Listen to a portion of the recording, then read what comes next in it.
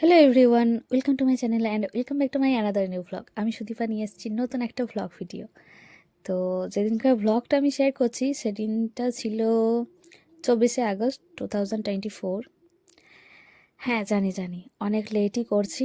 In fact এবার চেষ্টা করব এই সমস্ত ভ্লগগুলোকে রেগুলার বেসিসে দিয়ে একদম শেষ করে দেওয়ার।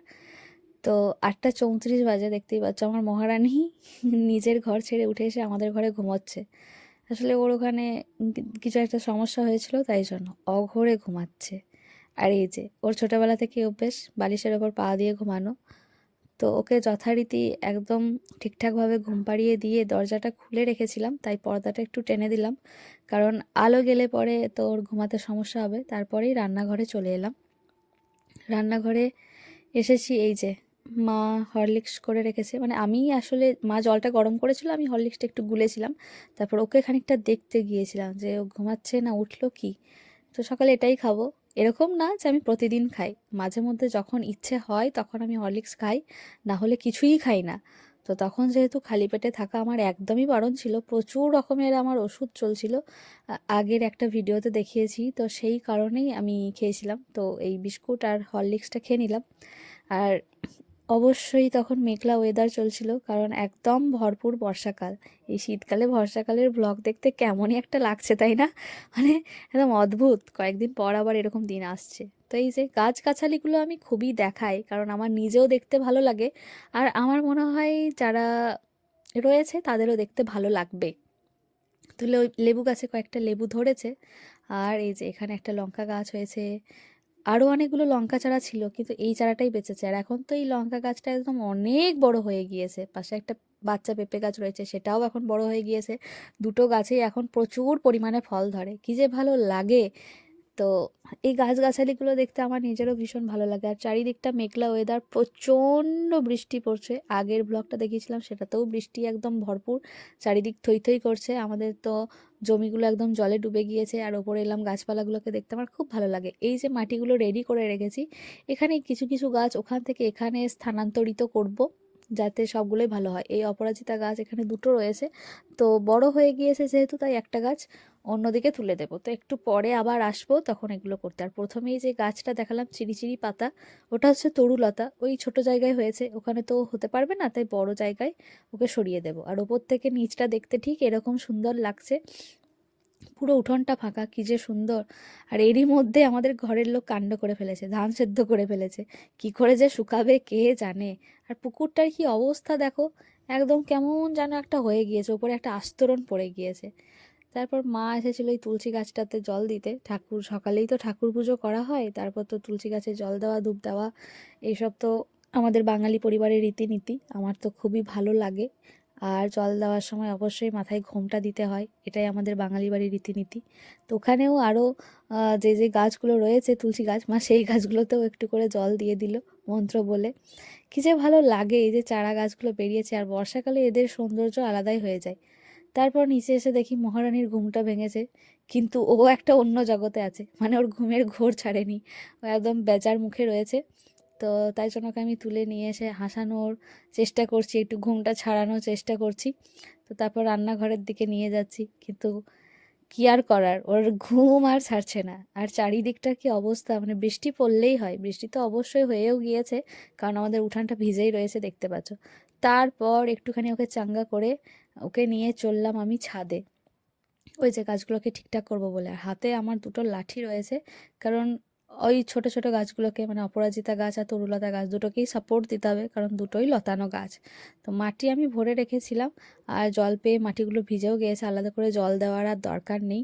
তো ওখান থেকে আমি মায়ের সাথে নিচে কথা বলে নিচ্ছিলাম যে কোন গাছটা কোথায় রাখবো, কি করব কি না করব। ওখানে দুটো অপরাজিতা গাছ ছিল, তাই একটা অপরাজিতা গাছ তুলে আমি ওইটাতে বসিয়ে দিলাম, ওই গাছটা, মানে ওই যে একটা টবের মতো রয়েছে সেটাতে। তো প্রথমে আমি অন্য একটা জায়গায় বসিয়েছিলাম, তারপর মা বললো যে না, ওইটা থেকে তুলে ওটাতে তরুলতা বসাতে, আর পাশে ওই যে একটা, মানে তেল ভরার যে একটা জার বা উম যে কি যেন বলে, ব্যারেল, তো ওটাতে মা আমাকে তারপর আবার রাখতে বলল। ঠিক আছে, তাই করলাম। আর যেহেতু তরুলতা গাছটা তুলেই দিলাম, তা সেখান থেকে মাটিটাও তুলে দিলাম, কারণ ওই গাছ, ওখানে আর কী বা গাছ রাখবো, এই মধ্যে কোনো গাছ নেই, তাই মাটিটাকে তুলে দিলাম, পরে আবার মাটি ভরে দেওয়া হবে। আর আমি যাই করি, ওই যে পেছনে ভদ্রমহিলা, ও আমাকে ইনস্ট্রাকশন দিতে থাকে যে এই করতে হয় পিপি জানিস, এই করতে হয় পিপি জানিস, ওই করতে হয়। ও আমার ঠাকুমা আর কি, আমি এটাই সবসময় বলি। তো ও আমার থেকে ও ভীষণ এক্সাইটেড থাকে। এবার ও যেহেতু মাটি কাদায় সব নাড়তে পারছে না, ওর খুব একটা ভালো লাগছে না এক জায়গায় বসে থাকতে, খুব চাইছে, কিন্তু কাদা জল মাখলে ওকে আর ওখান থেকে তুলে নেওয়া যাবে না। আর আমি যাই করি না কেন, আমার একমাত্র সঙ্গী ওই ভদ্রমহিলা, আমার ছায়া সঙ্গী বলা যেতে পারে। আমি যেখানে যাই যা কিছু করি সব জায়গাতেই উনি আমাকে সাথ দেন। এটা বেশ ভালো ব্যাপার। আর মাঝে মাঝে ও বলে যে আমরা দুই বোন। মানে কি অদ্ভুত ব্যাপার, পিসি ভাইজি সত্যিই আমরা বোনের মতো, কারণ আমরা খুনসুটি করি, মারামারি করি, কোনো একটা জিনিস নিয়ে যেরকম দুই বোনে ঝগড়া ঝামেলা করে সেরকমও আমরা করি। আমার জিনিসগুলো নিয়ে ও সাজগোজ করে, খেলা করে, আমার জিনিসগুলো ওর পছন্দ হয়, আবার আমি ওকে দিতে চাই না। তারপর দুজনে মিলে কোনো একটা জিনিস নিয়ে ভাগাভাগি মারামারি করি, অভিযোগ করি মায়েদেরকে, ওর মায়ের কাছে কখনো, আমার মায়ের কাছে কখনো। মানে একদম দুই বোনের মতো খুনসুটিপূর্ণ আমাদের সম্পর্ক। ভগবান করুক এই সম্পর্ক আমাদের সারা জীবনই থাকুক।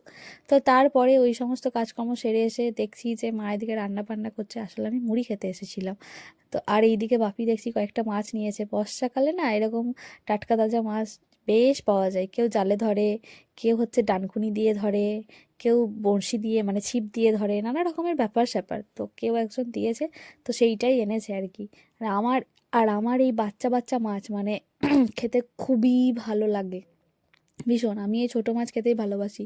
এগুলো ভেজে দিলেই হলো, আমি তো সঙ্গে সঙ্গে কড়াই থেকে তুলে খেয়ে নেবো গরম গরম মাছ। আমার ভীষণ ভালো লাগে এসব পুঁটি মাছ, মৌরলা মাছ, আমি ভীষণ ভক্ত ছোটো ছোটো মাছের। আমার বড় মাছ খেতে অতটাও ভালো লাগে না। আমার আর আমার বাপির এই ছোটো মাছ খেতে ভালো লাগে। আমার মায়ের ক্ষেত্রে আবার উল্টোটা, মায়ের আবার বড় মাছ খেতে ভালো লাগে, ছোটো মাছে অত ভক্তি নেই। আর এই মাছগুলো যে কী মাছ কে জানে, এখনও জ্যান্ত রয়েছে, লাফাচ্ছে। এই তো একটা মজা, বর্ষাকালের চারিদিকে প্রচুর মাছ পাওয়া যাবে। আর ওয়েদারটা দেখো, মেঘলা হলেও কি ভীষণ সুন্দর, হালকা হালকা হাওয়া দিচ্ছে। তবে আজকের ভ্লগে আমি সারা দিনের কি ব্যাপার স্যাপার সেটা দেখিনি, মানে দেখাইনি। শুধু দুপুর অবধি যা কিছু করেছি, ওই 11টা 11:30 অবধি, সেইটুকুনি তোমাদের সঙ্গে শেয়ার করেছি।